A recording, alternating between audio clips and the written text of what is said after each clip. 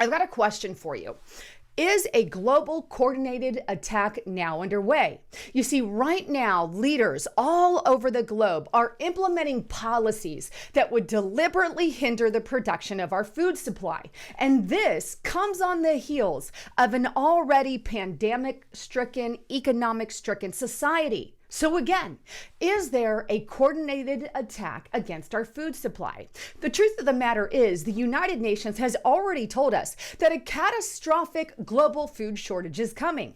Take a look at this ABC.com news article. UN chief warns of catastrophe from global food shortage. So again, what do they happen to know that we don't? And what do they have in store for our future?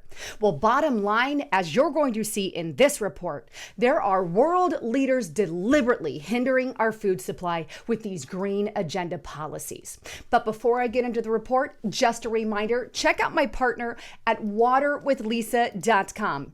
Even after the Flint, Michigan water crisis that exposed 10,000 Americans to lead-contaminated drinking water, tens of millions of Americans are still exposed to unsafe drinking water each year. In fact, I did my own research and it revealed that my tap water had over 30 contaminants, with 9 of those contaminants that exceeded recommended guidelines. That's why I decided to use Alexa Pure Water Pro Filter. You can find it in the description box below or go to waterwithlisa.com. All right, so just how are world leaders hindering our food supply all over the globe? Well, let's start first with the more recent ones that happened in the Netherlands. For starters, over in the Netherlands, the Dutch farmers are revolting over the fact that they implemented certain specific percentage bans on their nitrogen emissions. Take a look here, and this is on fas.usda.gov.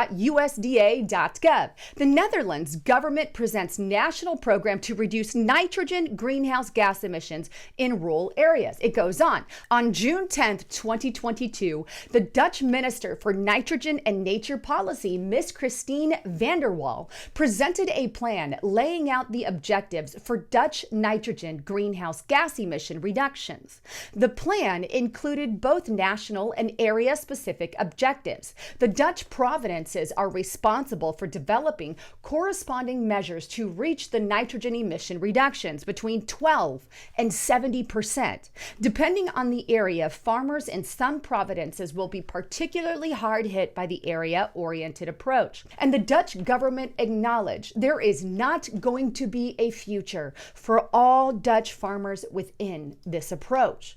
So what happened as a result of these reductions in emissions and reductions in nitrogen? Well, this caused an uprising and protest from many Dutch farmers because many of them would quite frankly lose their job. Take a look here. This is on DutchNews.com. Up to 40,000 farmers demonstrate against farm closures. Now, these particular protests have also spread across Europe. Take a look at this article on WashingtonExaminer.com.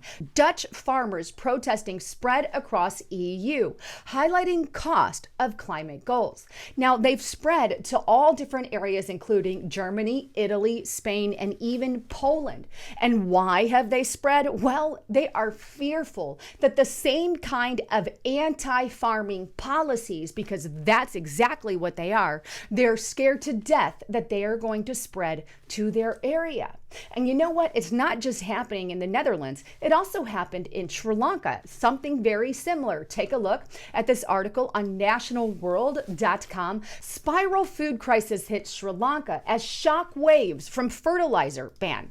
Obviously, the people of Sri Lanka are hurting so much from these green, new style, great reset agendas that they keep pushing that their people are literally starving so much that they were driven to drive out their president and prime minister. And you know what? It's not just these anti-farming policies in Netherlands and Sri Lanka. As a result of all of that and world leaders seeing what happened in those two particular areas, instead of backing down on their great reset agenda, they decided to to go all in. Now Canada has even joined in on the action and doubled down on their policies. Take a look here, and this is on MSNnews.com, specifically the Toronto Sun. Trudeau pushes ahead on fertilizer reduction as Providence and farmers cry foul. It goes on, the federal government is looking to impose a requirement to reduce nitrous oxide emissions from fertilizers, saying that it is a greenhouse gas contributing to climate change. While the Trudeau government says they want a 30% reduction in emissions, not fertilizer, farm producer groups say that at this point, reducing nitrous oxide emissions can be done without reducing fertilizer use. Providences were disappointed by the lack of flexibility and consultation regarding the federal target, Ontario's Lisa Thompson said after the meeting. Several provincial governments and organizations representing farmers have asked for emissions reductions from fertilizers to be measured via intensity, how much food is produced compared to the amount of fertilizer used. The Trudeau government is demanding an absolute reduction in emissions, which farmers say will result in less food being produced at a time when the world can ill afford it. And they are absolutely not wrong on that one. We cannot afford these anti-farmer policies. In fact, over in Canada, the governments of Saskatchewan and Alberta were not happy with this ruling by Trudeau. Take a look, and this is on saskatchewan.ca.government.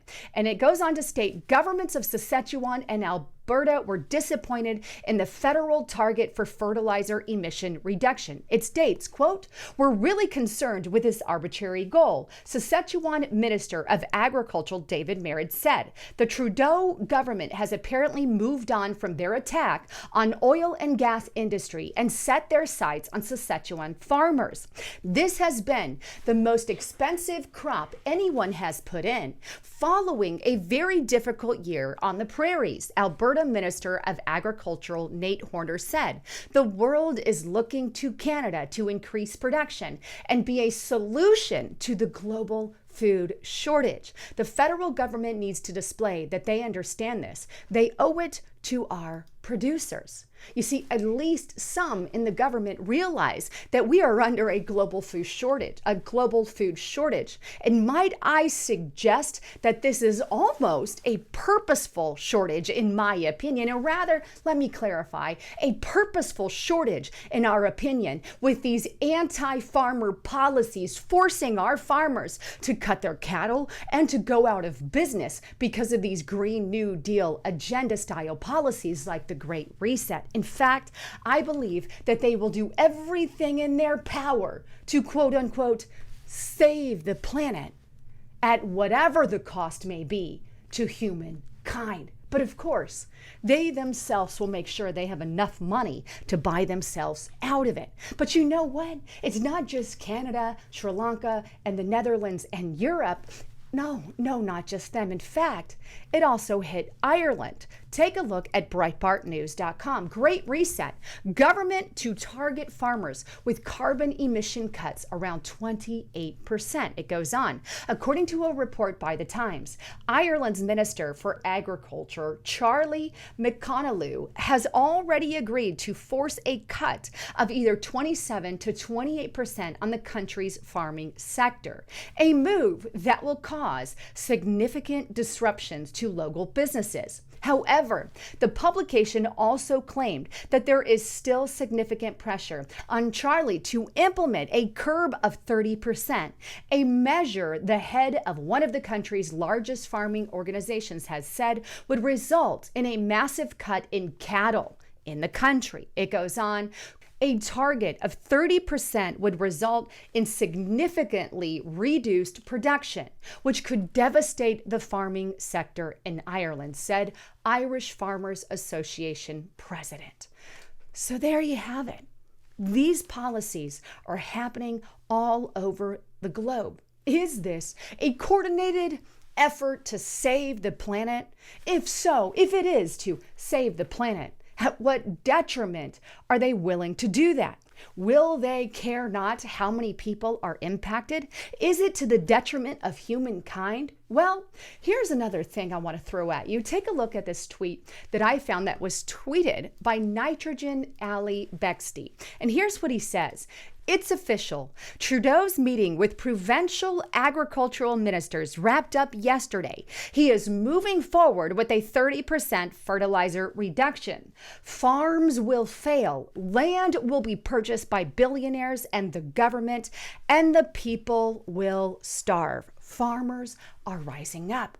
Personally, I don't see how he's wrong in that. Farms are already failing. Farmers are already rising up. And even world leaders warned before all these policies, interestingly enough, that there was going to be a global food shortage. I wonder, does the United Nations know about a food shortage coming up because they know that their Agenda 2030 style policies, aka Great Reset, would impact our food supply? Well, it's a question that somebody needs to address. But on top of it all, I also agree with the tweet in the fact that they state that it's billionaires and millionaires and even the government would start buying up land, because that's exactly what is going on. Take a look at what's happening right now. And this is on the dailymail.co.uk. How China sunk its teeth into U.S. farmland. Firms tied to communist regime own 192 agricultural acres across America worth $1.9 billion and purchased 300 acres in North Dakota, just 20 minutes from a military base. And not just the likes of China, but also, of course, some of the richest men in the world. Here's Breitbart News. Bill Gates is America's largest private owner of farmland, by the way. Here. But the bottom line is millionaires and billionaires and governments are buying up our farmland.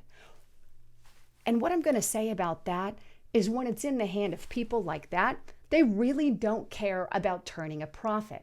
They don't care about what they put on that farmland. In fact, I suggest that the reason that Bill Gates is buying up that farmland is so that he can rent it back to the farmers there, which he's admitted he was going to do. But he's going to rent it back to certain farmers who want to make things like bugs for you to eat and meat that is grown in a lab. No joke. And I believe they also want to buy it up so they can kick the farmers off and put in their own processing centers. They care not about the health of the actual people. They care more about implementing these green policies. Now, all of these policies are coming on the heels of other bad things. Take a look at foxnews.com. Heat wave hits U.S. farms, stressing crops and ranchers' herds. Bloomberg.com, scorching Texas weather has cattle ranchers selling herds in panic mode. And then we have CBSnews.com, as grass and water supply dwindle, ranchers are selling off cattle. And of course, we've got food line problems already striking the U.S. ABC News. Long lines are back at U.S. food banks as inflation hits an all-time high. I've said it before and I'll say it again. I believe the Biden administration and administrations all over the globe are purposefully hindering our food supply. And they're doing this by implementing Green New Deal, Great Reset style policies. And they're doing it to save the planet and at the detriment to the entire human race. What does New York Times recommend that we do instead? Well, here's a shock article for you. Take a look at NewYorkTimes.com. A taste for cannibalism. No joke. They want you to eat each other. And here's what they say. As it turns out, cannibalism has a time and a place. Why am I not shocked? Eat people, eat bugs, eat lab-grown meat, you peons. Interesting, isn't it? All while we have this anti-farmer movement that the liberal idiots are backing. Anyhow, I'd love to get your thoughts, comments, and concerns. I'm Lisa Haven signing out.